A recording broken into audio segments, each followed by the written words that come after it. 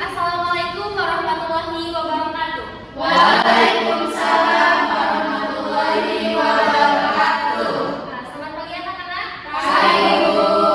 Gimana nih kabarnya hari ini? Alhamdulillah baik. Terlihat ya dari wajahnya yang sangat cerah.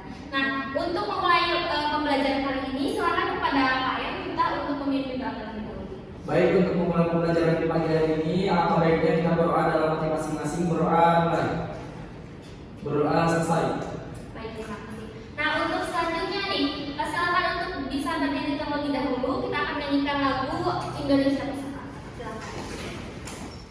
Sampai akhir menutup mata. Oke, selamat duduk kembali. Lihat kondisi kelas sudah sangat rapi, wah sangat hebat sekali. Kalian sudah siap untuk belajar. Ibu mau ngecek dulu nih konsentrasi kalian ya. Lakukan apa yang saya katakan, bukan yang saya katakan. Seperti mata kalian, bang ini bukan yang saya katakan. Oke, 1, 2, mata, hidung. Oh, kalian sudah sangat konsentrasi. Oke anak-anak, sebelumnya kita pernah belajar nih kalau kalian ingat mengenai zat makanan. Ada apa aja? Protein, karbohidrat, lemak. Betul sekali ya. Nah, zat-zat tersebut itu perlu dilakukan pemrosesan dulu sebelum kita bisa jadikan energi melalui sistem apa? Pencernaan. Sangat hebat sekali ya Kak Siti. Nah, itu dilakukan untuk memecahkan molekul yang kompleks menjadi sederhana. Nah, sehingga kita bisa pakai di energi. Ini berkaitan dengan bahasan kita sekarang anak-anak mengenai sistem pencernaan. Lalu, kenapa sih menurut kalian kita perlu belajar sistem pencernaan? Agar tidak sakit. Betul sekali. Kita perlu mempelajari sistem ini supaya kita mampu menjaga kesehatan. Semisal kalian tuh sakit perut nih, nah jadi kalian tahu kira-kira penyebabnya apa, gimana solusinya, jadi bisa kalian terapkan di kehidupan sehari-hari.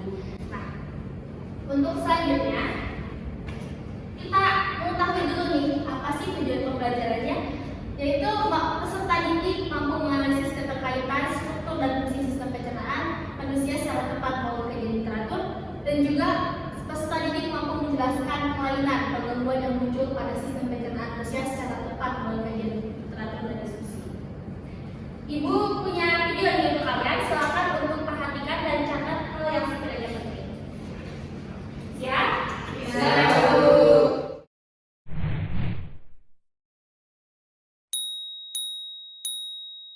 Aduh, saya merasakan nyeri perut, mual, muntah, sembelit, padahal sudah mengkonsumsi makanan bergizi, ditambah rajin olahraga, serta tidak merokok ataupun mengkonsumsi alkohol.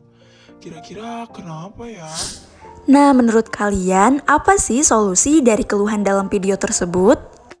Apa sih yang terjadi dengan pria tadi? Ada yang bisa berpendapat? Biasanya itu kira-kira karena apa? Memang ya anak-anak sakit perut itu banyak penyebabnya, namun mayoritasnya disebabkan oleh sistem yang ada di pencernaan kita yang terganggu. Untuk lebih jelasnya, ibu punya LKPD untuk kalian.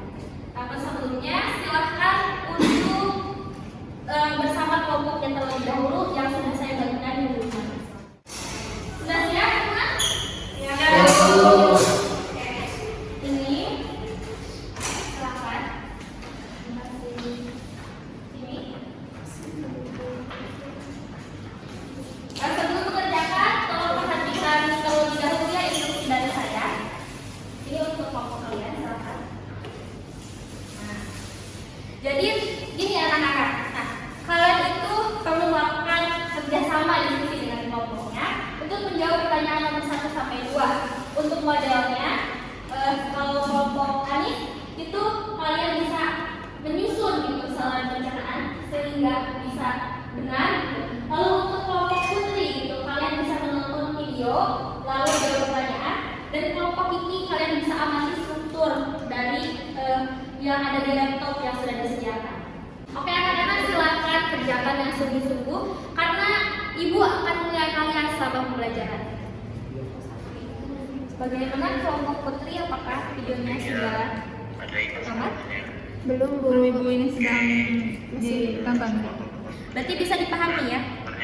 Setelah kalian selesai nonton ini, silakan lanjut ke menjawab pertanyaan. Dan nanti dari video ini dan berdasarkan studi kasus tadi, menurut kalian penyakit apa yang paling sesuai dengan studi kasus tadi? Silakan. Bagaimana nih untuk kelompok Anis? Apakah ada yang ingin ditanyakan? Ibu posisinya udah sesuai belum, Bu? Itu sudah benar, sudah. Kalian tinggal melanjutkan untuk menjawab pertanyaan 1 dan 2. Dan dari kasus tadi, menurut kalian di sistem ini kira-kira Bapak tadi mengalami penyakit apa? Bisa kalian? Bagaimana kelompok Rati? Apakah ada yang ingin ditanyakan? Sudah mengerti, Ibu. Yang sedang tinggal mengamati organ-organ pencernaan. Nanti kalian bisa lanjutkan untuk menjawab pertanyaan 1 dan 2. Dan dari studi kasus tadi, menurut kalian orang tersebut terkena penyakit apa? Bisa dirumuskan? baik, Bu.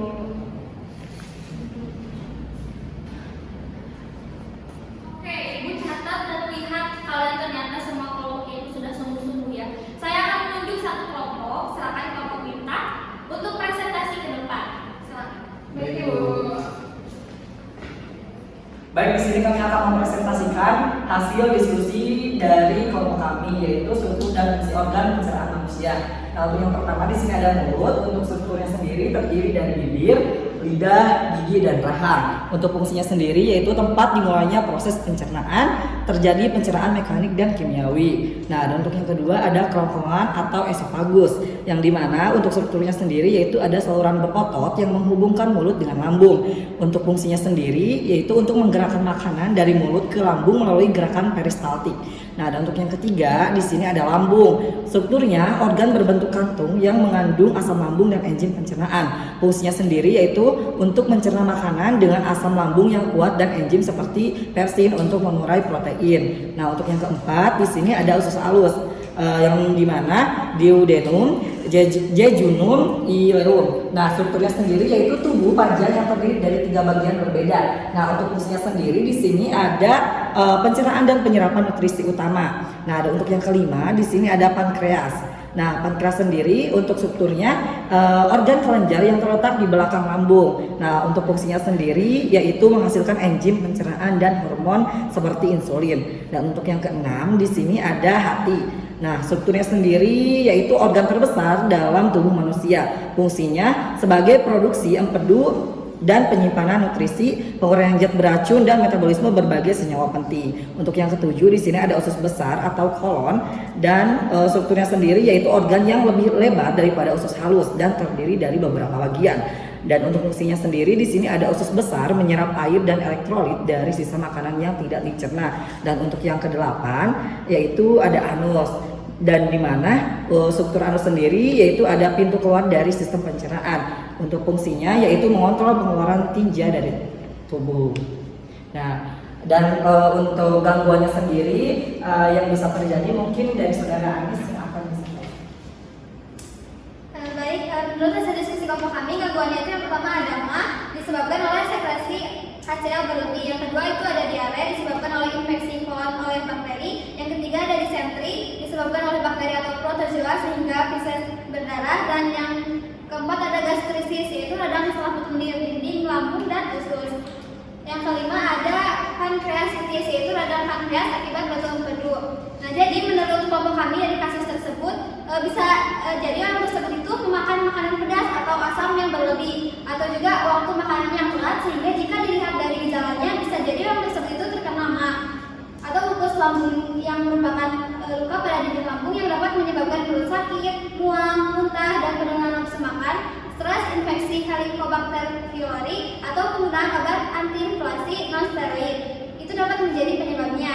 Nah, cara mengatasinya yaitu dengan pola makan kita itu teratur dari segi waktu dan juga gizi, mengontrol stres, dan juga minum air yang cukup.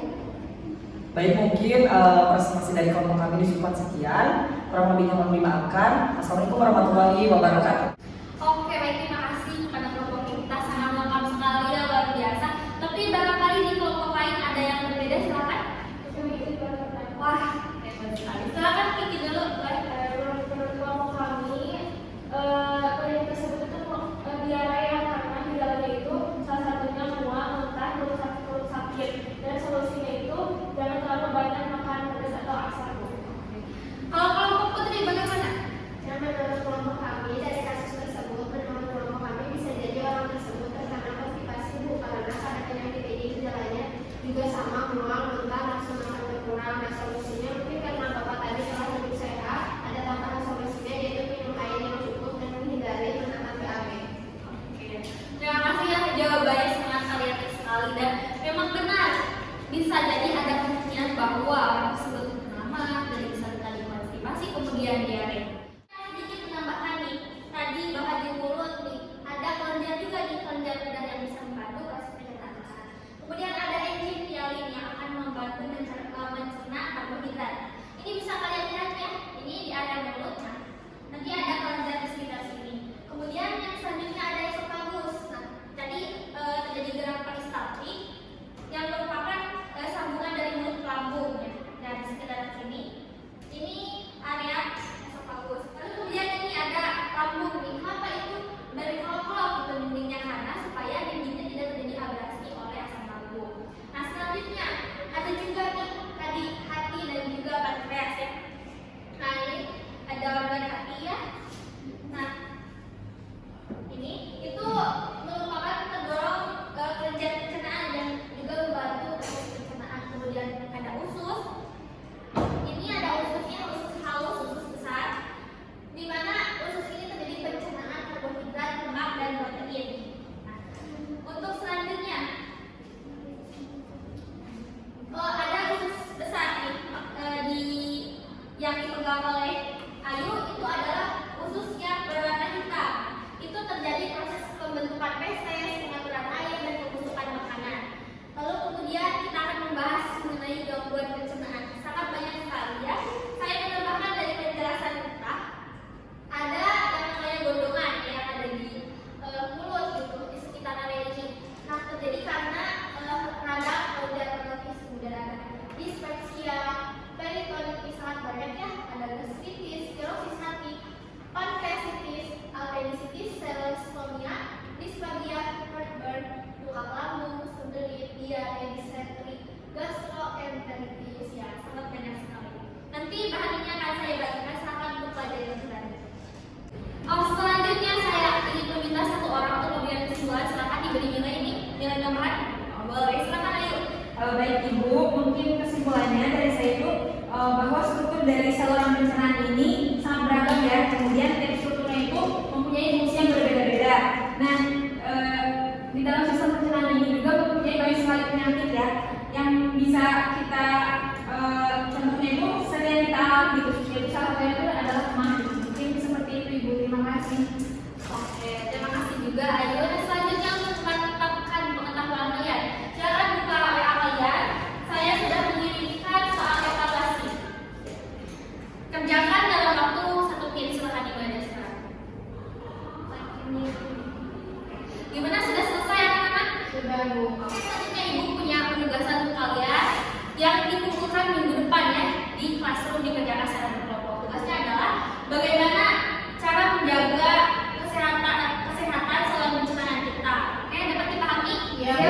Bu. Selanjutnya saya meminta satu orang untuk menyampaikan listener. Silakan siapa mau? Ya Bu, Silakan ini. untuk kesan-kesan pada pembelajaran hari ini, pembelajaran itu sangat menyenangkan ya, karena kita bisa tahu organ-organ pencernaan itu bersyukuran musik dan juga kelainan dan gangguan pada sistem pencernaan, sehingga kita bisa memberikan motivasi untuk menjaga sistem pencernaan kita untuk tetap sehat. Oke, terima kasih ya Kiki. Untuk selanjutnya kita sudah sampai di penghujung pembelajaran. Sebelum saya tutup, saya meminta dulu KM untuk memimpin doa. Silakan. Baik, untuk pembelajaran di siang hari ini, apa baiknya kita berdoa terlebih dahulu, berdoa dalam hati masing-masing. Doa selesai.